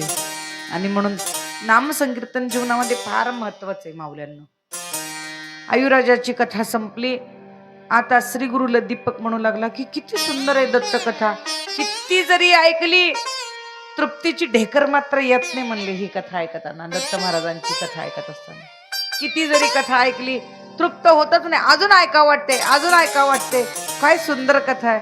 आता पुढची कथा मला सांगा. यदू नामक जो राजा होता, त्या यदू नामक राजाने दत्त महाराजांची भक्ती केली, त्याच्याविषयीची कथा सांगा. श्री गुरु दीपकाला सांगू लागली. हो, यदू नावाचा राजा जो होता, हा राजा महान दत्त भक्त झाला. दत्तात्रय प्रभूंनी त्याला उपदेश केलं आणि दुःखातून शोकातून मुक्त केलं. हा देवयानीचा पुत्र आहे. ययाती याचे पिता आहेत. आणि ययाती राजाची कथा सांगितली. ययातीला 2 पत्नी होत्या, एक शर्मिष्ठा, एक देवयानी. त्यांची जुनी कथा फार सुंदर आहे. धावती धावती सांगते, सविस्तर वर्णन करून सांगायला वेळ नाही आपल्याकडं. ययाती राजाच्या 2 पत्नी, शर्मिष्ठा आणि देवयानी. देवयानी शुक्राचार्याची लेक होती, शर्मिष्ठा वर्षपर्व राजाची लेक होती. एक राजाची लेक, एक ब्राह्मणाची लेक, दोघी मैत्रिणी होत्या. आणि दोघी जणी नदीवर स्नानाला गेल्या. राजाच्या लेकीबरोबर तिच्या दासी, खूप साऱ्या दासी तिच्यासोबत स्नानाला गेल्या होत्या. आणि नदीमध्ये आंघोळीला गेल्या तिथे गंधर्व लोक आले अचानक, म्हणून दोघी पटकन बाहेर आल्या नदीतनं. हिचे कपडे तिने घातले आणि तिचे कपडे हिने घातले, आदला बदल झाली कपड्यांची. आणि मग तिला राग आला राजाच्या लेकीला, माझे चांगले वाले भारीचे कपडे ह्या गरीब ब्राह्मणाच्या पोरीनं घातली म्हणून. वर्षपर्व राजाची कन्या शर्मिष्ठा देवयानीला हिनवून बोलते, हिनवायला लागली. काय असतं की माणसाचं इकडं तिकडं लक्ष जायला वेळ लागत नाही. माणसाचं लक्ष कधी इकडे तिकडे जाईल सांगता नाही येत, आहे की नाही. मैत्रीण आहे, घातली तर घातली कपडे म्हणून शांत राहायला पाहिजे की. पण तिला हिनवून बोलली, तू गरीबाची आहेस, तुझ्या आयुष्यात तुला कधी असे कपडे घालता आले नसते. पण आता काय झालं, तुला माझ्या त्या निमित्तानं कहो नाही, तुला चांगले भारीचे कपडे घालायचे होते, नाटक केली म्हणे, मुद्दाम घातली माझे कपडे तू, असं ती हिनवून बोलायला लागली. तेव्हा देवयानी म्हणते, घरी गेल्यानंतर तुझे कपडे काढून तुला देते. आता कसं रस्त्यात कपडे कसे बदलायचे आपण दोघींनी, असू दे जाऊ दे असं म्हणत म्हणत दोघींमध्ये भांडण लागलं. राजाच्या लेकीनं ब्राह्मणाच्या पोरीला ढकलून दिली अशी तळ्याच्या पाळूवरून, नदीवरून, आणि ती जाऊन काट्याच्या झाडात पडली. तिच्या अंगात सगळे काटे गेले आणि लुटून देऊन राजाची मुलगी तिथून निघून गेली. निघून गेल्यानंतर देवयानी काट्यात पडली आणि ती हाक मारत होती, आहे का कोणी मदत करायला, कोणीतरी मदत करा, वाचवा असं म्हणत होती. तिथं ययाती राजा आला होता. त्या ययाती राजाने सांगितलं, तुझा हात देवी तुला बाहेर काढतो. ती काय म्हणते, जर मी माझा हात तुझ्या हातात दिलं तर मला आयुष्यभर तुला पत्नी म्हणून स्वीकारावं लागेल, मग मी परत कुण्या दुसऱ्या पुरुषाबरोबर लग्न करू शकणार नाही. त्यापेक्षा मला इथं असंच काट्यामध्ये राहू दे, माझ्या घरी जा, माझ्या वडिलांना सांग मला येऊन वाचव म्हणाव. ययाती म्हणला, घरी जाऊन तुझ्या वडिलाला घेऊन येईपर्यंत तू जिवंत राहशील का म्हणला.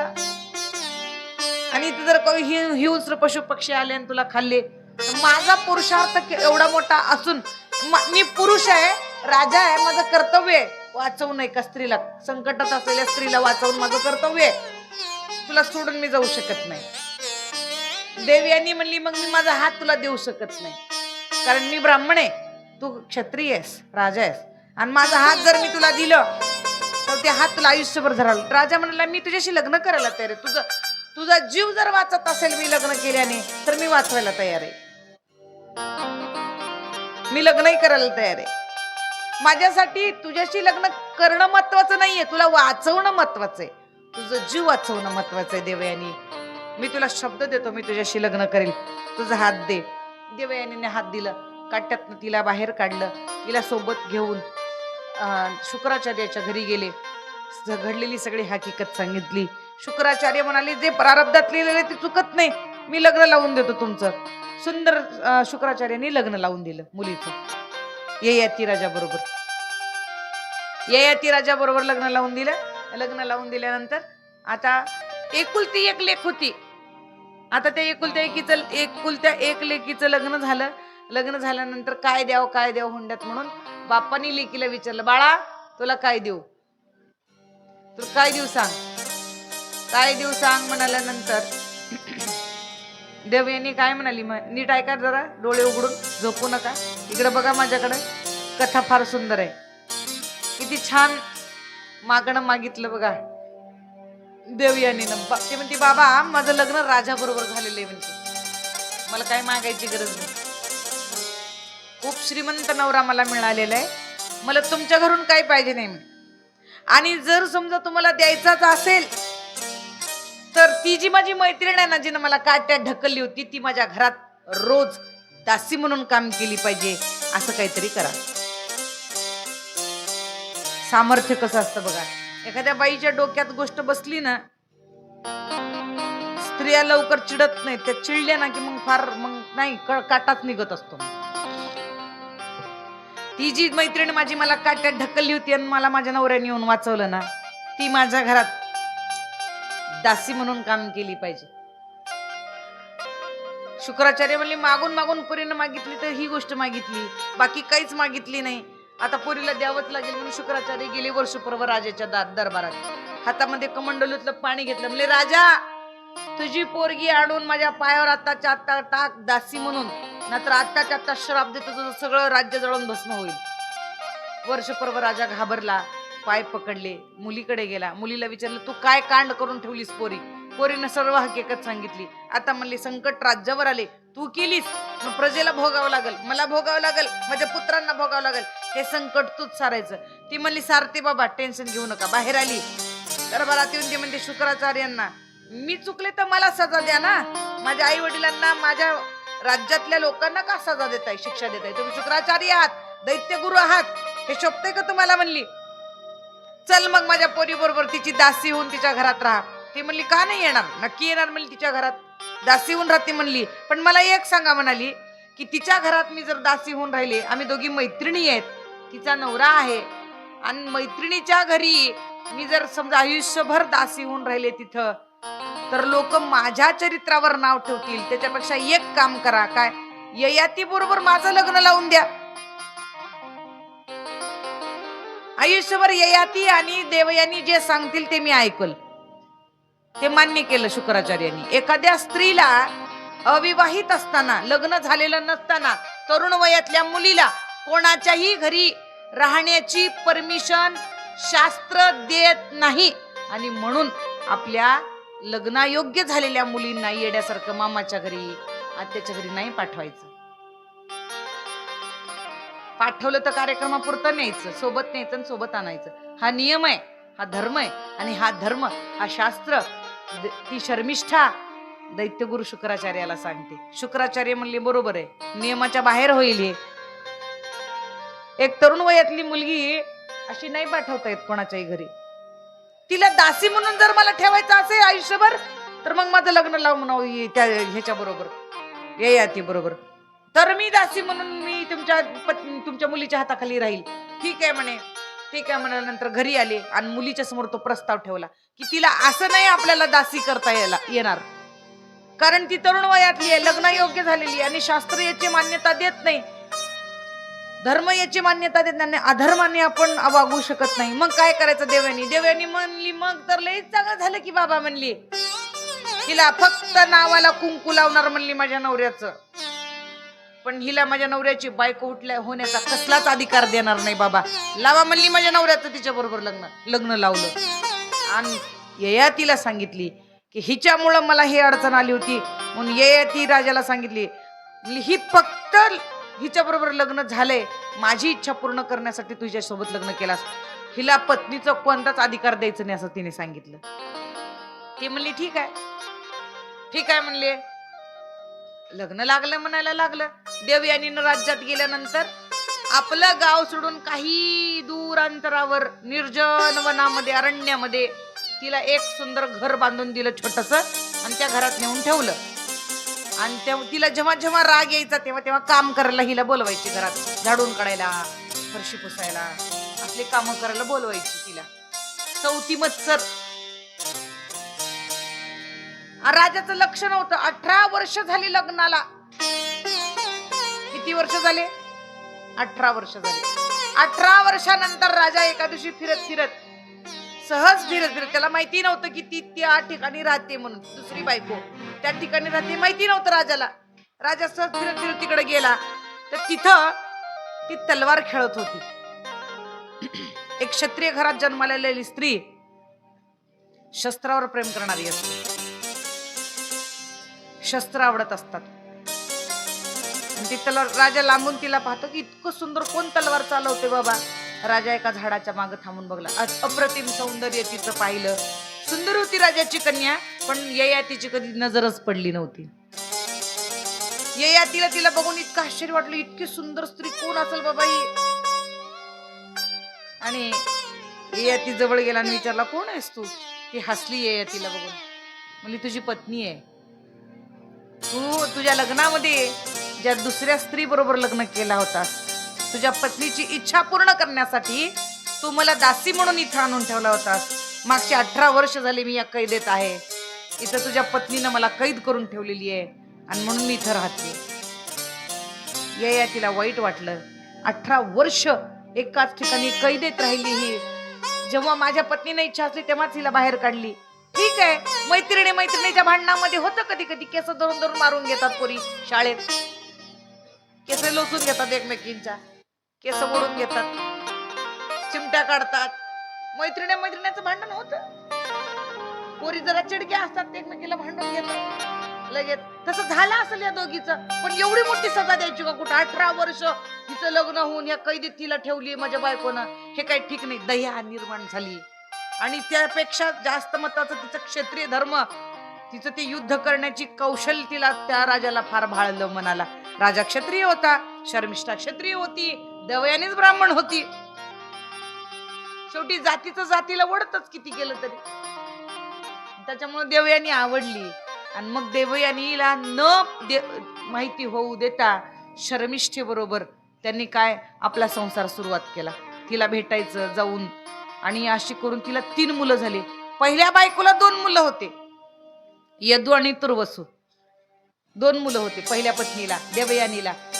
पण शर्मिष्ठेला 3 मुलं झाले. त्यातला पुरू हा सगळ्यात मोठा होता. कथा फार सुंदर आहे. आणि पुरू सगळ्यात मोठा होता. मग तिला कळालं देवयानीला एका दिवशी का नवरा आपल्याला माहिती न होऊ देता सौती सोबत संसार करायला लागला. आणि तिला 3 मुलं झाली. मला 2च आहेत, तिचे 3 आहेत. तिचे 3 मुलं माझ्या 2 मुलांना उद्या भविष्यामध्ये मारतील, भांडण करतील, राज्य हिरावून घेतील माझ्या लेकरांचं. म्हणून राग आला. आपल्या वडिलाकडे गेली आणि वडिलाला म्हणली जाऊन, हे बघा म्हणली, नवऱ्यानं धोका दिला बघा माझ्या म्हणली. सौतीला 3 लेकरं झालेत म्हणली. आणि नवऱ्यानं असं असं केलेलं आहे. मग आता काय करायचं म्हणली तुझ्या नवऱ्याला? शिक्षा द्या म्हणली माझ्या नवऱ्याला. काय शिक्षा द्या? आत्ताच आत्ता त्याला म्हातारं करून टाका म्हणली. फार सुंदर कथा आहे. आपण ती कथा कधी ऐकली नाही. मग शुक्राचार्याने हातावर जल घेतलं, संकल्प सोडला. आणि ययाती राजा अत्यंत जीर्ण झाला, असा मरायला टेकला. म्हातारा जे एकदम म्हातारे असतात ना, 80-90 वर्षाचे म्हातारे जसे असतात तसा म्हातारा झाला. आणि मग तो म्हणजे जरा त्याला त्रास देऊ लागली, व्याधी होऊ लागल्या, दुःख झालं. ही देवयानी परत आपल्या गावाकडे आली. नवऱ्याला थोडा वेळ बघितली. म्हणली एवढा चांगला नवरा म्हातारा केला बाई म्हणली मी रागात येऊन. परत बापाकडे गेली. परत बापाकडे जाऊन म्हणली लईच म्हातारा झाले म्हणली माझा नवरा, आता मरतं का काय की म्हणली. आता कसं करू म्हणली, आता कसं करू बाबा? मग आता काय करायचं बाई म्हणली वडील शुक्राचार्य. ते म्हणली परत माझा नवरा जसा होता तसा तरुण करा म्हणली. ते म्हणली काही हातचं खेळ आहे का म्हणली. तुझ्यासाठी मी किती तप खर्च केले माहिती आहे का तुला म्हणली. तुझा नवरा असा पुन्हा तरुण नाही करू शकत. रडू लागली, बाबा माझा नवरा पुन्हा तरुण करा, जसा होता तसा करा. मग शुक्राचार्य म्हणले एक काम करता येते म्हणली. बा काय? एखाद्या तरुण माणसानं त्याचं तारुण्य जर दान दिलं राजाला तर राजा तरुण होऊ शकतो. मग आली, नवरा रडू लागला, मला काय श्राप द्यायला लावलीस तुझ्या बापाकडून, बघ माझे काय हाल झाले. मग तेव्हा आली नवऱ्याकडे म्हणली माझ्या वडिलांनी उशाप दिलाय, काय तुम्हाला जर एखाद्यानं तारुण्य दान दिलं ना तर तुम्ही परत तरुण व्हाल. मग सगळं सैन्य जे होतं त्याच्याकडं, त्याच्या दरबारामध्ये जेवढे तरुण लोक होते त्या सगळ्यांना राजा म्हणू लागला तुमचं तारुण्य मला दान द्या, मी तुम्हाला म्हणाल तेवढी संपत्ती तुमच्या वजना एवढे सोन्याच्या मोहरा देतो, तुमचं तारुण्य मला दान द्या. सगळेजण म्हणू लागले अरे राजा काय येडा झालास का, आम्हाला आमचं तारुण्य लागते, आमचं तरुणपणा आम्ही तुला द्यायचं आणि तुझं म्हातारपणा आम्ही भोगायचं, हे कुठला न्याय आहे? नको बाबा, आम्हाला आमचं तारुण्य पाहिजे. ही गोष्ट कळाली शर्मिष्ठेला, दुसऱ्या बायकोला. ती आपल्या मुलांना सांगते की तुमच्या बाबाला असं असं झालेलं. त्यातला जो मोठा मुलगा होता पुरू नावाचा, त्याला ही गोष्ट कळाली. त्याला आपल्या वडिलाची दयनीय अवस्था सहन होईना म्हणून तो मुलगा आला आणि बाबाला म्हणते बाबा मी देतो माझं तरुणपणा तुम्हाला, तुमचं म्हातारपण मी भोगतो, आणा. हातावर पाणी घेतलं, संकल्प सोडलं, माझं तारुण्य, माझी तारुण्य अवस्था माझ्या वडिलांना प्राप्त व्हावी आणि माझ्या वडिलांचं म्हातारपण मी स्वीकारतो असं म्हणून काय केलं, स्वीकारलं. जरा अटपटी वाटत नाही का कथा? आटपटांग वाटायला लागली ना? बुद्धीला न पटण्यासारखी आहे ना कथा? नाही, खरंच आहे. हे लक्षण आहे कलियुगाचं. कलियुगामध्ये मुलं काम करू करू मरतील आणि बाप सुपाऱ्या खात सगळ्या रस्त्यानं दारू पिऊन आईश करत फिरतील, त्याचं हे लक्षण आहे. कलियुगामध्ये झालंय असं महाराज की मुलं जी बाप मुलगा बरोबरीला आला तरी आपली शान शोक कमी करत नाही, तो प्रत्येक बाप ययाती आहे. मुलं घरची जिम्मेदारी घ्यायला लागले, आई कष्ट करायला लागली आणि बाप आयुष मध्ये फिरायला लागला. हे अशा प्रवृत्तीची जी माणसं असतात ना, अशा प्रवृत्तीच्या माणसाला व्यक्त करायला लागले दत्त महापुराण. पुरूचं तारुण्य घेतलं, बरेच वर्ष दिव्य भोग भोगले आणि मग ययातीला लक्षात आलं की काही उपयोग नाही. आपल्या पोराचं तारुण्य घेऊन आपण जे चांगलं जीवन जगतो ना, आपलं पोरग म्हातार होऊन दुःख सहन करायला लागले. किती आपण निर्लज्जपणाचा कळस गाठला, हे चुकीचं आहे. म्हणून आपलं ययाती राजानं आपलं तारुण्य पुन्हा पुरूला दान दिलं आणि पुरूच्या त्या पितृभक्तीवर प्रसन्न होऊन जे की मोठ्या बायकोच्या मुलाला राज्य गादीवर बसवायला पाहिजे होतं, तसं न करता लहान्या पत्नीच्या मुलाला गादीवर बसवलं. मोठ्या बायकोचा मुलगा गादीवर बसायला पाहिजे होता नियमानं, पण त्या पोरानं लहान्या पत्नीच्या पोरानं तारुण्य दिल्या कारणाने पितृभक्तीने प्रसन्न होऊन मी त्यांनी त्याला गादीवर बसवलं. मग यदूला फार त्रास झाला, यदू दुःखी झाला, यदू घर सोडून निघाला, चालत चालत सह्य पर्वताकडे गेला. पर्वतावर जात असताना शेतामध्ये नांगरलेलं शेत होतं, एवढाले मोठे ढेकळ होती शेतात मातीची.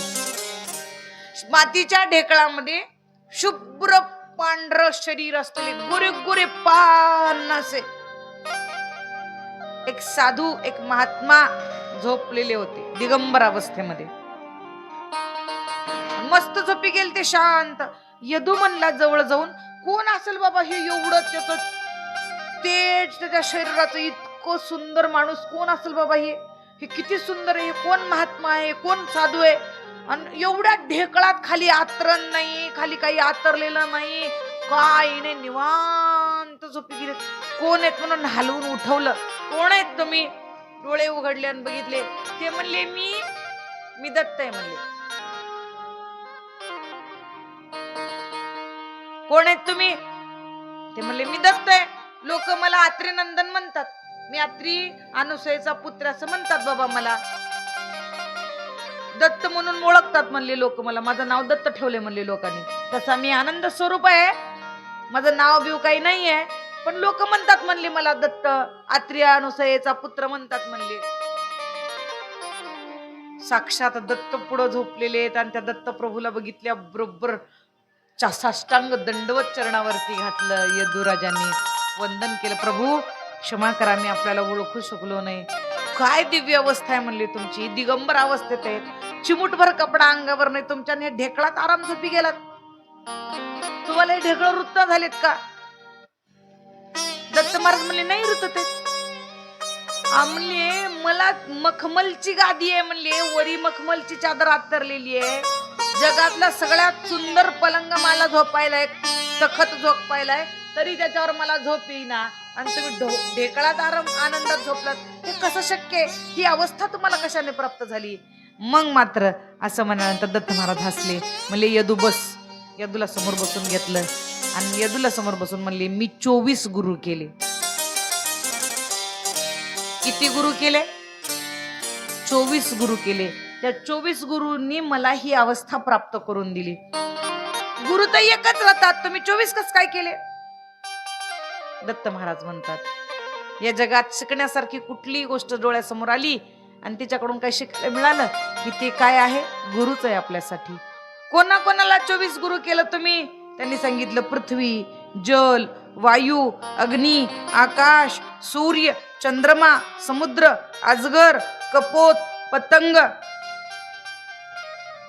माशी, हिरण, हत्ती, मधुमाशी, मध गोळा करणारा व्यक्ती, कुकर पक्षी, कुमारी कन्या, साप, बालक, पिंगला वैश्या, बाण तयार करणारा व्याध, कोळी आणि भुंगी, म्हणजे ज्याला आपण काय म्हणतो, भिंगोरी म्हणतो ना, किंवा कुंभार माशी म्हणतो, कुंभारेण माशी. घरामध्ये नाही का ती असं तोंडामध्ये चिखल आणते आणि घरात असं बीळ तयार करते बघा ती माशी. हा, घुंगर, घुंगर काय म्हणतात त्याला? घुंगरकुट, घुंगरगुट्टी, गुट्टी, घुंगरगुट्टी. अच्छा, थोडा थोडा हा शब्द तेलगू वाटतो घुंगरगुट्टी.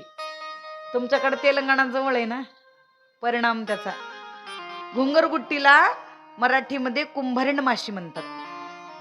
कुंभारिण का म्हणतात? चिखलापासून घर तयार करते ना, चिखल आणते घरामध्ये आणि अशी घरात बीळ तयार करते आणि त्याच्यात ह्या सगळ्या कोणाकोणाला गुरु केलं म्हणजे पृथ्वीला गुरु केलं, मग अजून पाण्याला गुरु केलं. पृथ्वीला गुरु करून काय शिकलं? पृथ्वीपासून क्षमा करायचं सगळ्याला हे शिकलं. पाण्याला गुरु करून पाण्यापासून काय शिकलं? म्हणले पाणी हे निर्मळ आहे, पवित्र आहे. पवित्रता पाण्यापासून शिकली. पाण्याला गुरु केलं दत्त महाराजांनी. दत्त महाराजांचे 24 गुरु आहेत. दत्त महाराजांचे गुरु किती आहेत? 24 आहेत. आणि आपण म्हणतो काय, माय दुसरा गुरु करून घेतलं की दुसरं नवरा करून घेतली आणि होते म्हण. बाया म्हणतात, लई लई जागी म्हणतात बाया अशा, माय पहिलं गुरु करून घेतला, तुमची कथा ऐकल्यापासून तुम्हाला आज गुरु करून घ्या वाटलाय, पण काय करा, पहिलीचा गुरु आहे म्हणले आमचा, आणि पहिलेचा गुरु असल्यानं दुसरा गुरु करायला जमना म्हण की माय 2 नवरे केल्याने होते म्हण की म्हणतात बाया. आता दत्त महाराजांना तर 24 केले. दत्त महाराजांनी किती केले? 24 गुरु केले. 24 गुरुचं तत्वज्ञान सांगितलं. आपण मानत असो नसो समजा संप्रदायामध्ये दत्त महाराजाच्या 24 गुरुला, नबी जरी मानलो समजा दत्त महाराजाच्या 24 गुरुला, पण शिकायला काय हरकत आहे? पृथ्वी हिला एवढं तुडवतो, हिच्यावर एवढी शिसू करतो, हिच्यावर एवढी घाण टाकतो, कधी ही त्रास दिली का आपल्याला? म्हणली का ही पृथ्वी माता? ही वसुंधरा कधी बोलली का आपल्याला? नाही ना. हिच्यावरच जन्मतो, हिच्यातच मातीत मिसळून जातो, मरून जातो, तरी ही पृथ्वी सगळ्याला क्षमा करत असते. पृथ्वीचा हा गुण शिकण्यासारखा आहे. काय? क्षमा करणे. दुसरं, जलाला, पाण्याला गुरु केलं. पाणी निर्मळ आहे, पाण्यासारखं निर्मळ राहायला शिकावं माणसानं. पाण्याला गुरु केलं, अग्नीला गुरु केलं, वायूला गुरु केलं. वाऱ्यापासून काय शिकलं? वारं कधीच एका ठिकाणी थांबत नाही. थांबतं काय? तसं माणसानं एका ठिकाणी गुंतून कधीच राहायचं नाही. सदैव मनुष्याने कुठंतरी गुंतून राहिल्यानंतर त्याला दुःख होतं. सदैव निर्लिप्तता असावी. अग्नीला गुरु केलं, अग्नी प्रज्वलित होतो. ओलं टाका, वाळलं टाका, सगळं जळून भस्म होतं त्याच्यामध्ये. कर्माचा लेश आपल्याला न लावून घेता पाप पुण्य भगवंताच्या चरणावर अर्पण करावं, हे अग्नीला गुरु करून शिकलं. सगळे तत्व सांगितले. शेवटचं सांगते कुंभारिण माशीचं. कुंभारिण माशीला बघून काय शिकलं म्हणले? हत्तीला बघून काय शिकलं? हरणाला बघून काय शिकलं म्हणले? हरण किती पळते बरं, 12 फूट उडी टाकते म्हणले असं हरण. पण तसलंही हरण हे पारधी लोक पकडतातच की कशानं? सुंदर बासरी वाजवतात. बासरी वाजवली की त्या बासरीचा नाद ऐकून ते जागेवर थांबते, आणि थांबलं ते बासरीचा नाद ऐकून जागेवर थांबलं की मग त्याला जाऊन पकडतात. शब्द विषय त्याच्या कानाला झोंबत असतो. त्या बासरीच्या आवाजाला ऐकून बेभान होऊन हरण ऐकत आणि जवळ जाऊन जाळं टाकून त्याला पकडून आणतात. जे हरण 12 फूट उडू शकतं ते शब्द विषयात गुंतलं म्हणून अडकून पडलं. आता मग याच्यावरून काय शिकलं दत्त महाराज तुम्ही? हरणाला गुरु करून हे शिकलो काय? विषयाचे गाणे कधी ऐकायचे नाहीत. ज्या गाण्यामध्ये विषयाची आसक्ती आहे, हे जे एवढे पिक्चरचे गाणे असतात ना, ते आपलं डोकं बुद्धी भ्रष्ट करणारे असतात, म्हणून पिक्चरचे गाणे ऐकायचे नाहीत. विषयाचं वर्णन केलेले गाणे कधी ऐकायचे नाहीत. का ऐकायचे नाहीत? कारण त्या ऐकल्याने कानाला विषय झोंबतो, आणि कानाला शब्द नावाचा विषय तयार झाला की तो विषय विकार निर्माण करणारा असतो, म्हणून ते ऐकायचे नाहीत. म्हणून भजनात का घेऊ देत नाही कुठले वेगळ्या चाली? त्याचं कारण ते आपण स्वतःच सांगायचं ना आपणच ते ऐकायचं चुकीचं आहे. का आपण किती जरी भजनात चाली चांगल्या म्हणलो तिकडच्या, तर लक्ष तिकडं जातं, आपोआप त्या साधनेत खंड पडतो, व्यत्यय निर्माण होतो. म्हणून सांप्रदायिक भजनाला संप्रदायांनी का प्राधान्य दिले? त्याचं कारण हे आहे. विषयाचे गाणे ऐकल्यानंतर काय काय बाया स्वयंपाक करताना आम्ही पिक्चरचे गाणे लावून करतात. बाबा बाबा बाबा, आता तर ते रील करायची काय पद्धत निघाली, काय दुनिया कुठल्या कुठं या 2-3 वर्षात निघून गेली. बाबा विचारूच नका. विषयाचे गाणी नाही ऐकले पाहिजेत. हे हरणाला बघून शिकलो. हत्तीला बघून काय शिकला? केवढा हत्ती राहते बरं, कसा तर ऐकत नाही. पाय जर उचलून ठेवला तर माणूस चिरडून टाकणारा. पण तसला मोठा हत्ती, त्याला माणूस सेवक बनवतो, दास बनवतो. कशामुळं? लाकडाची हत्तीनी करतो, उभं करतो. त्या हत्तीनीच्या भोवताली सगळीकडून खड्डा पाडलेला असतो आणि मध्यभागात हत्तीनी लाकडाची करून उभी करतात. हत्ती लांबून बघतो, त्याला वाटतं हत्तीनीच आहे. पळत सुटतो धावत त्या हत्तीनीला भेटायला आणि त्या खड्ड्यात पडतो. मस्तकावर त्या अंकुश मारतात त्याच्या आणि त्याला ताब्यात घेतात त्या हत्तीला. हत्तीसारखा माणूस पण एखाद्या स्त्रीच्या संसर्गाने जर समजा ग्रसित झाला तर त्याला काय गुलाम होऊन जीवन जगावं लागतं महाराज. हत्तीसारखा माणूस पण एखाद्या बाईच्या प्रेमात अडकला की त्याला गुलाम होऊन जगावं लागतं. ही त्याच्याकडून शिकण्यासारखी गोष्ट आहे. पिंगला नावाची एक वैश्य स्त्री होती, तिला गुरु केलं. अरे हिच्यात काय गुण आहे म्हणले गुरु करण्यासारखं? काही नाही म्हणले. तिला गुरु करण्यासारखं तिनं काय कान बिन फुकली नाही म्हणले. पण तिला बघून एक गोष्ट शिकण्यासारखी होती. काय? ती दररोज नगाडा वाजवायची. तिच्याकडे एक नगाडा ठेवलेला होता आणि एक नगाडा वाजवलं की तिला एक सोन्याचा मोहरा द्यावा लागायचा. ज्याच्याकडे खूप सोन्याचे मोहरे असतील तोच तिला भेटायला जायचा. दत्त महाराजांनी एका दिवशी घन घन घन घन घन नगाडा वाजवला. ती एवढी सुंदर होती, तिच्या सौंदर्याचं वर्णन बाबा विचारूच नका. ती तिच्या महालातून निघाली, खिडकीतून तिची एक झलक पाहायला मिळेल म्हणून तिच्या खिडकीजवळ हजारो पुरुष माणसं तिला बघण्यासाठी थांबलेले असायचे. तिच्या तोंडातली सुपारी ती ज्या खिडकीतून बाहेर टाकते ती मला मिळेल का म्हणून पकडायला, एवढी ती सुंदर होती स्त्री. दत्त महाराजांनी एका दिवशी तिच्या जवळ जाऊन नगाडा वाजवला. खूप घन घन घन नगाडा वाजवू लागले आणि खूप साऱ्या सोन्याच्या मोहरा पडू लागल्या. ती पळत पळत आली. कोण आहे म्हणली एवढा श्रीमंत तो एवढा नगाडा वाजवतोय? आली, दत्त महाराजांना पाहिली. दत्त महाराज सांगितले की जोपर्यंत तुझं शरीर आहे ना सौंदर्य तोपर्यंत सगळं आहे. ज्या दिवशी शरीराचं सौंदर्य संपलं त्या दिवशी काही उपयोग नाही.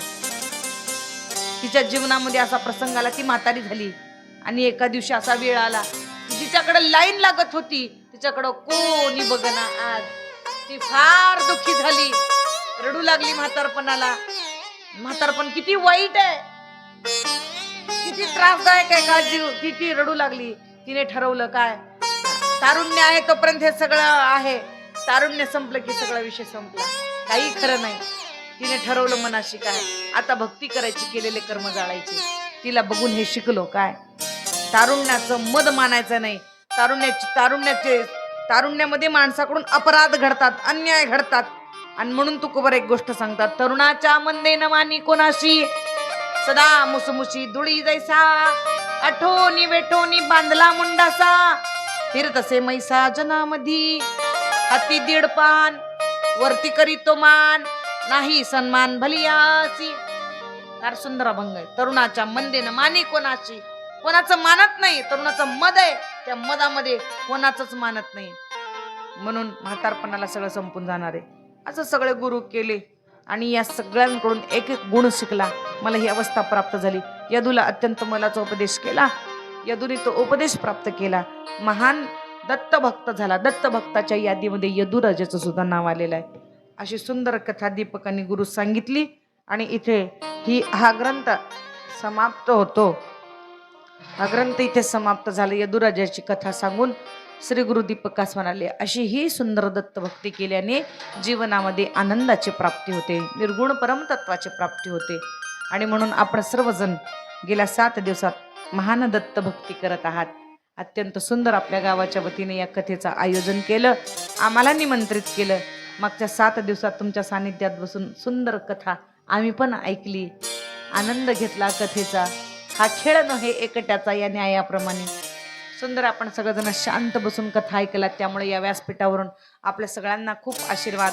आनंद प्रभूच्या चरणी आपल्या सर्व गावकऱ्यांच्यासाठी एक विनंती, प्रभू या सर्व लोकांना सुख सौख्य आनंद लक्ष्मी प्रदान हो, अंती परब्रह्म स्वरूपाची प्राप्ती हो, आनंद स्वरूपाची प्राप्ती हो आणि सगळ्यांचं जीवन सार्थकी लागो अशी प्रार्थना आनंदाच्या चरणी करते. अत्यंत सुंदर आमचे गंगाधर महाराज गजानन महाराज, दत्ता महाराज, सगळेजण सुंदर. तुम्ही तबल्याची साथ, गायनाची साथ. दत्ता महाराजांचा आवाज फार सुंदर आहे. पहिल्यांदाच साथ करण्याचा योग आला, अत्यंत सुंदर. ही टीम पहिल्यांदाच गावात आली. मलाही वाटत होतं की कसं होईल, पण फार सुंदर पोरांनी मला सांभाळून घेतलं, साथ केली. अत्यंत सुंदर, छान सगळ्यांनी या ठिकाणी साथ दिलेली आहे. मुलांना पण तुम्हाला व्यासपीठावरून खूप आशीर्वाद, उत्तर प्रगती तुमच्या जीवनात व्हावी. खूप सुंदर तुम्ही जीवनामध्ये हे सगळं करत करत भगवंताच्या, ईश्वराची प्राप्ती आपल्याला व्हावी, जीवनाची सार्थकता व्हावी असा आशीर्वाद देते. आणि या ठिकाणी माझी कथा संपलेली आहे. पूर्णाहुतीचा एक श्लोक घेऊयात आणि त्यानंतर इथे ग्रंथ समाप्त होईल. सगळ्यांनी डोक्यावर घ्या, पुरुष मंडळी पण डोक्यावर घ्या. डोकं उघडं कुणीच ठेवू नका. सगळ्यांनी डोक्यावर घ्या. 2 हात जोडा. हे दोन्ही हात जोडा असे, आणि हे दोन्ही हाताचे अंगठे इथं छातीला लावा असं. हे पाहिजे, हे 2 अंगठे असतात ना हात जोडल्यानंतर, हे दोन्ही अंगठे असे छातीला लावायचे. पूर्णाहुतीचा श्लोक घेऊयात आणि ग्रंथ या ठिकाणी समाप्त होत आहे. हरिः ओम. पूर्णमदा पूर्णमिदं पूर्णात् पूर्णमुदच्यते पूर्णस्य पूर्णमादाय पूर्णमेवावशिष्यते. ओम पूर्णमदा पूर्णमिदं पूर्णात् पूर्णमुदच्यते पूर्णस्य पूर्णमादाय पूर्णमेवावशिष्यते. ओम पूर्णमदा पूर्णमिदं पूर्णात् पूर्णमुदच्यते पूर्णस्य पूर्णमादाय पूर्णमेवावशिष्यते. अवधूत चिंतन श्री गुरुदेव दत्त दत्तात्रेय भगवान की जय. अत्रि अनसुया माता की जय. दत्त महापुराण की जय. देवा दत्ता, देवा दत्ता, देवा दत्ता. आपणा सर्वांना, महिला मंडळाला मी या ठिकाणी आमच्या संस्थांसाठी आपल्या नावची एक वीट आमच्या झोळीत तुम्ही दान द्या असं सांगितलं होतं. झोळी तुमच्यापर्यंत येणार आहे खाली. सगळ्यांनी झोळीत आपण जे काही दान दक्षिणा आणलेलं आहे ते या झोळीत द्यायचं आहे. झोळीत टाकून नमस्कार करायचा आहे, झोळीत टाकून वंदन करायचं. देवा दत्ता, दत्ता दत्ता हो देवा दत्ता, दत्ता हो देवा दत्ता. ए मुलींनो इकडे या, समोर या. दत्ता हो देवा दत्ता. दत्ता दत्ता हो देवा दत्ता, दत्ता दत्ता हो देवा दत्ता. दत्ता हो देवा दत्ता. दत्ता दत्ता हो देवा दत्ता. दत्ता दत्ता दत्ता दत्ता देवा दत्ता. दत्ता दत्ता दत्ता दत्ता अवधूता. दत्ता दत्ता दत्ता देवा दत्ता. दत्ता दत्ता दत्ता दत्ता अवधूता. दत्ता दत्ता दत्ता दत्ता देवा दत्ता. दत्ता दत्ता दत्ता दत्ता अवधूता. दत्ता दत्ता दत्ता देवा दत्ता. दत्ता दत्ता दत्ता दत्ता अवधूता. नाथा नाथा हो नाथा नाथा, नाथा नाथा हो नाथा नाथा. नाथा नाथा हो नाथा नाथा. ए पोरी सरक बाजूला, सरक बाजूला सरक. नाथा नाथा नाथा नाथा नाथा नाथा हो नाथा नाथा नाथा नाथा नवै नाथा. नाथा नाथा नाथा नाथा नाथा नाथा.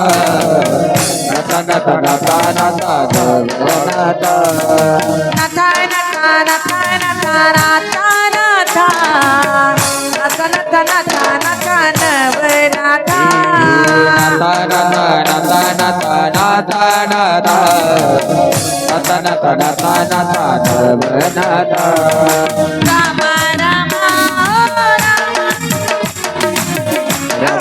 रामा हो राम राम राम राम हो राम राम राम हो राम राम राम राम ए, हात मोकळे सोडू नका, पोरांनो.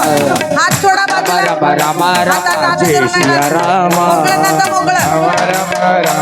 हात सोडा, हात सोडा. एक पाच मध्ये एक टाळी बाहेर. राम राम राम राम राम राम राम राम राम राम जय सिया राम राम राम राम राम राम राम राम राम जय सिया राम शिवा शिवा हो शिवा शिवा शिवा शिवा हो शिवा शिवा शिवा शिवा हो शिवा शिवा शिवा हो शिवा शिवा शिवा शिवा शिवा शिवा शिवा शिवा शिवा शिवा शिवा शिवा ओम नमः शिवाय. शिवा शिवा शिवा शिवा शिवाय बॉक्सवर थांबू नका, सरका बाजूला. ओम नमः शिवाय. शिवा शिवा शिवा शिवा शिवा शिवा शिवा शिवा शिवा शिवा ओम नमः शिवाय. शिवा शिवा शिवा शिवा शिवा शिवा शिवा शिवा शिवा ओम नमः शिवाय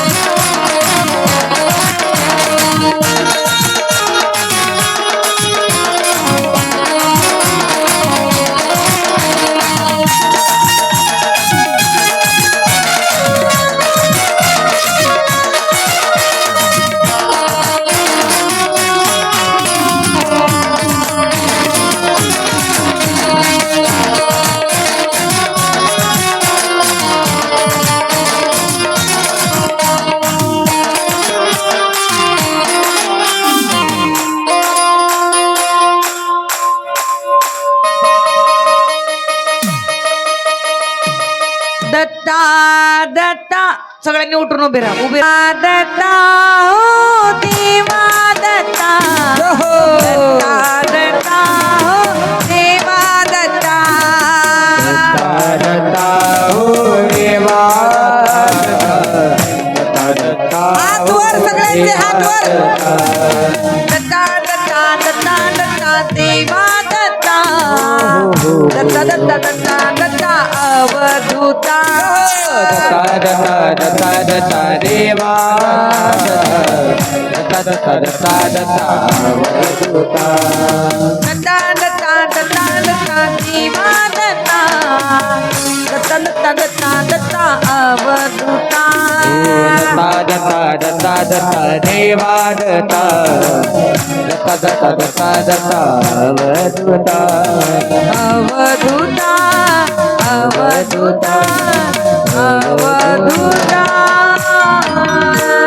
अवधूत चिंतन श्री गुरुदेव दत्त दत्तात्रय भगवान भगवान की जय अत्रि अनसुया माता माता की जय प्राण की जय देवा